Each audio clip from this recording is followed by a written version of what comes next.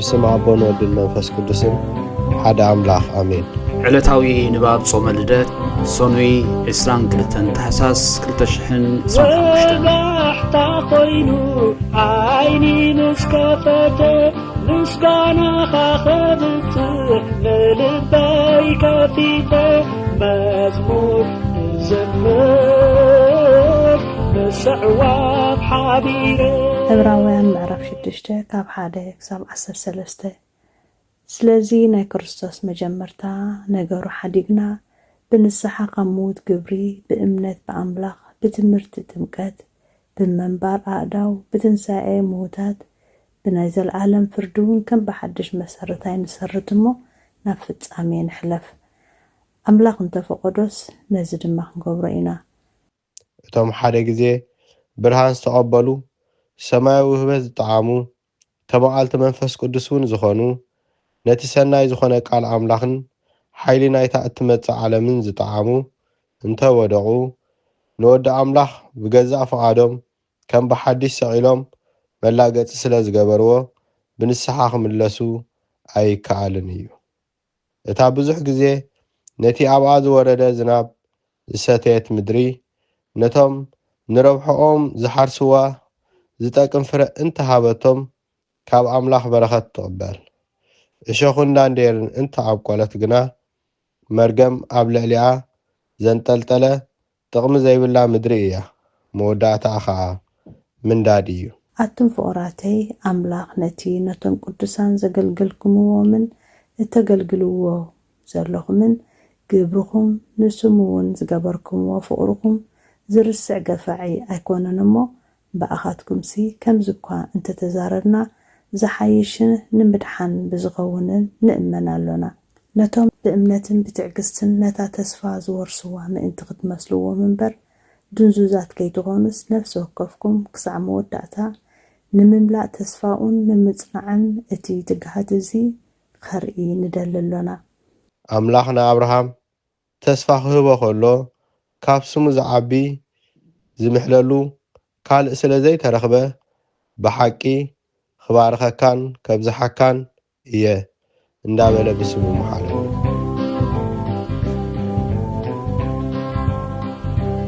መልእኽቲ ይሁዳ ምዕራፍ 1 ካብ 9 ክሳብ 14 ሚካኤል እቲ ልቀ መላእክቲ ግና ብዛዕባ ስጋ ሙሴ ምስ ዲያብሎስ እናተኸራኸረ ምስ ተማጎተ እግዚአብሔር ይግናሕካ ደኣ በሎ እምበር ፍርዲ ፀርፊ ክዛረቦ ኣይደፈረን።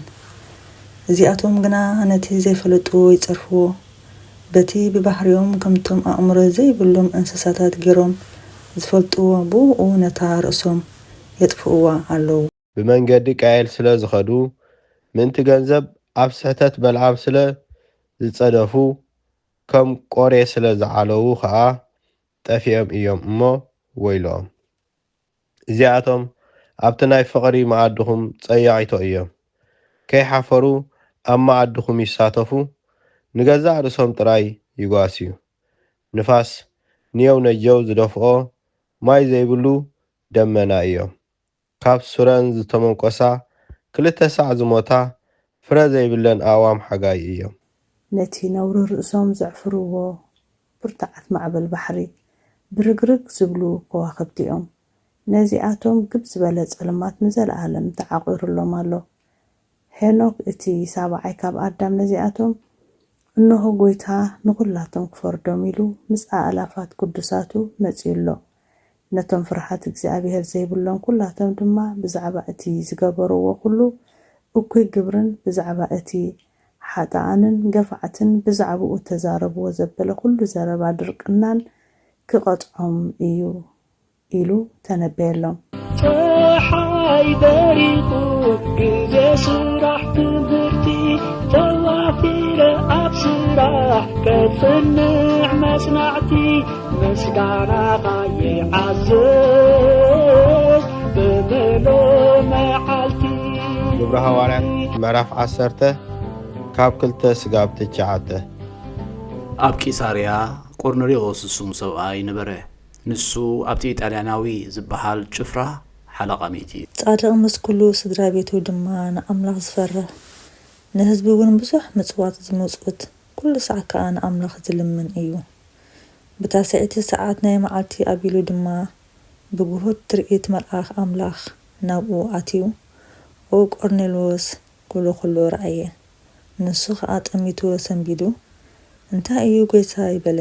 ንሱ ድማ ጸሎትካን ምጽዋትካን ናብ ቅድሚ ኣምላኽ ንመዘከርታ ደይቡ እዩ። ሕጂ ከዓ ሰባት ናብ ዮጴ ልኢኽካ ነቲ ጴጥሮስ ዝበሃል ስምዖን ኣምጻእዮ። ንሱ ምስቲ ቤቱ ኣብ ገምገም ባሕሪ ዘላ ስምዖን ፈሓቒ ቆራብቲ ጋሻ ኮይኑ ሰፊሩ ኣሎ ብሎ።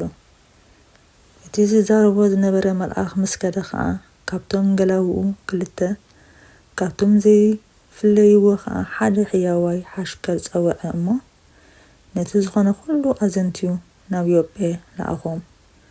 ንጽባሒቱ ንሳቶም መገዲ ክኸዱ ከለዉ ናብታ ከተማ ምስ ቀረቡ ጴጥሮስ ብሳልሰይቲ ሰዓት ኣቢሉ ክጽሊ ናብ ናሕሲ ደየበ።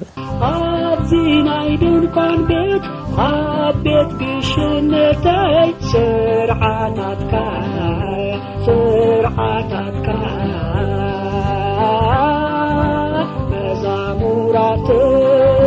መዛሙራተይ ወንጌል ማቴዎስ ምዕራፍ 18 ካብ 12 እስካብ 23 እንታይ መስለኩም? 100 በጊዕ ዘለዎ ሰብኣይ ካብን ሓንቲ እንተጠፍአቶ ነተን 99 ሓዲጉዶ ነታ ዝጠፍአት ክደሊ ናብ ኣኽራን ኣይከይድን? እንተረኸባ ድማ ካብተን 99 ዘይጠፍኣስ ብኣኣ ኣዝዩ ከም ዝሕጐስ ብሓቂ ይብለኩም ኣለኹ። ከምኡ ድማ ካብዞም ንኣሽቱ ሓደ ክጠፍእ ፍቓር እቲ ኣብ ሰማይ ዘሎ ኣቦኹም ኣይኮነን። ከምኡ ድማ ካብዞም ንኣሽቱ ሓደ እኳ ክጠፍእ ፍቓድ እቲ ኣብ ሰማይ ዘሎ ኣቦኹም ኣይኮነን። ከምኡ ድማ ካብዞም ንኣሽቱ ሓደ ክጠፍእ ፍቓድ እቲ ኣብ ሰማይ ዘሎ ኣቦኹም ኣይኮነን። ሓውኻ እንተበደለካ ኪድ፣ ንስኻን ንሱን ኣብ በይንኹም ግን ሓዮ። እንተሰማዓካ ንሓውኻ ረባሕካዮ። እንተዘይሰማዓካ ግና ብኣፍ 2 ወይ 3 ምስክር ኩሉ ነገር ክጸንዕ 1 ወይ 2 ምሳኻ ውሰድ። ንዓታቶም እንተዘይሰምዖም ከዓ ንማሕበር ንገራ። ነታ ማሕበር እንተዘይሰምዓ ግና ከም ኣረመን ከም ተጋውን ረአዮ። ብሓቂ እብለኩም ኣለኹ ኣብ ምድሪ ዝኣሰርኩሞ ዘበለ ኣብ ሰማይ እሱር ክኸውን እዩ። ኣብ ምድሪ ዝፈታሕኩሞ ዘበለ ድማ ኣብ ሰማይ ፍቱሕ ክኸውን እዩ። 2 ወይ 3 ኮይኖም ብስመይ ኣብ ዝተኣከብሉ ኣነ ከዓ ኣብኡ ኣብ ማእኸሎም ኣለኹ እሞ 2 ካባኻትኩም ኣብ ምድሪ ብዝልምንዎ ነገር ኩሉ እንተተሰማምዑ ካብቲ ኣብ ሰማይ ዘሎ ኣቦኹም ክወሃቦም እዩ ኢለ ከም ብሓድሽ እብለኩም ኣለኹ። ሽዑ ጴጥሮስ ቅርብ ኢሉ ጐይታይ ሓወይ እንተ በደለንስ ክንደይ ሰዓት ክሓድገሉ? ክሳዕ 7 ዶ ብሎ። ኢየሱስ ብሎ ክሳዕ 77 እምበር ክሳዕ 7 ሰዓት ኣይብለካ። ኢየሱስ በሎ ክሳዕ 77 እምበር ክሳዕ 7 ኣይብለካን። ኢየሱስ ድማ 7 ሰዓት 7 እምበር ክሳዕ 7 ኣይብለካን በሎ። ኣብዚ ሓፂር ዕድመ ከም ትኪበናኒ ሓይሊ ፍልጠት ሃብቲ ኣየዋፅኣንን ክዝምር ድኣ ኣነስ ንኢየሱስ መድሓኒ ኣብዚ ናይ ድንኳን ቤት ኣብ ቤት ግሽነተይ ስርዓታትካ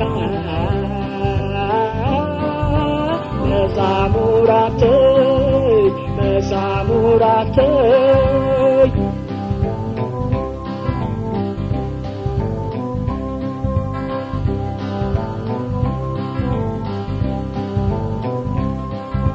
ፍቕሪ ናይ ኢየሱሰይ ንልበይ ማሪኹ ዕብየት ናይ ኣምላኸይ ንእምሮይ ማሪኹ ኣነስ ክዝምር ኦ ጐይታ ንዓኻ ኩሉ ንዝፈጠርካ ንዘይትርአ ኣምላኽ ብኹለንትናና ነምልኸካ ኣሎና።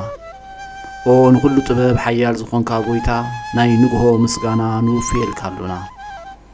بعل بزح محرت ناي نفسي فتاري أزخون كأملاخ قدم مفتار عالم كابعاب نزدولدك نمسكنا كالونا أب قدسانو زعرف ناي بحطو كاليخا نسخا بزي قارس مسكنان بأحلو صراوية ملاقت نتمسكنيخا بإيد زي تفتركا حوات فتركا نصوهن قدسن زي تمرمرنيخا ناي مسكناخا صور تببز نقركانا ممهريخا زي تف برهانون أتسفخانا نعخا مسكنان كبرن قدسنان نقرب لنا أو غويتا نحنا باروتكا نصوه مسكنان وفلنا حزبكا نعخا يمسكنو له أو أملاخ برهان هيوت فتركا كفصم صقا وهاب صقا زخونكا رئيس آئمرو لنفسي زفتره مزقب طبب ردائي منفس قدس بمهاب زهبتم ممهر قدسانن مسرت عالمن زخونكا صلوت نصحان تقبل او ولد واحد نعقان مسكنالونا قداماي بخري ناي اب قال نزوم نصواعكا نعنا نخل زخون ناتكا صقا زحبكانا نسخايخا او نور زي بلو نصوح ابو صاصن كنكونن زي بلاشو وحابتي زدلوو نتوم بفصوم لب زامنوخا اتهب نملاختي كمسكنو زفتوم عالم كي تفتر زنبره زي طف حلاوينا برهان إخا نتي أبانا زنبره مسقبت سلمت أرحيقكا بفقاد أبوخا أبرهكالنا كام معموت سلماتنا برهان أوصاكانا كام موت أرحينكا هيوت هبكانا كاب بارنت حار أوصاكانا بمسكالكا نبتي أبسما زلو أبوخا أغربكانا بونجيل مرحكانا بنبياتون ناززكانا وأملاخ بعد خيخا زغربكانا سلازي أو قويتا نحنا باروتكانا عخانا أملاخنا خنودسن بزي مقراص كل ساكنا مسكنن برهان هابنا هزبون عخا يودسلو مس أبو لعل كل نزخونكا يسوس ودك زي أبهير مسناي زل ألم منقستخا إز مسكنا زي نسلساي زي كاب أفنا نقربالنا كل فترة دما بمرعالن بمنفس فرحاتن يمسكنا كارلو او كل نفسي زفرهو كل نفس صركان باخا صنيعم زنبرو منافستي زمصوم وحيس معبرات كابانا زهداكا كاب تفات ودب هيوت زخونكانا نسخايخا نابسناي زلالم تسفا ملحان زلو صقعون مغوي زخونكانا نسخايخا نتوما بحري زጭنقو اتدحن نتوما مدره بدا زلو اب صقخا تحوي نتوما بصنو معسرت زلو ام ساعتهم تنبر كاب ما سلموز فتحكنا نمساخين نزبخيون زناززوم نتوم زصامو خا بمسقلو زبجوم نتوم ابوس توكلنا كل معات كوانا زملسن زرحقن نسخايخا او غويتا نبياتن حوارياتن بحبو نزمسكنوخا نعاخا نودسن نمسكنت كانالونا ام حدر هيوت من تخنعرف باخا اميننا فاتكا نغبرنا بتزازاتكا خمن ملالس غبرنا او غويتا نقولو نناقشتون عبيتن نممحدرن هزبون نغواسان نمغواسيون بمحرت كحلو او غويتانان املاخنان بروخ منغستي ناتكا يمو قدم عالم مسغانا نابن ولدن منفس قدسن يغبا لو من كل ساعن نورد ولدون زي ودا نزل عالم عالم امين فغرينا يسوس نلبي ماريخو عبيت ماي أملاخي نمروي ماريخو آنسك زمري تمسيت اللخو أبزينا يدنكم بيت أبيت قشنتي سرعتك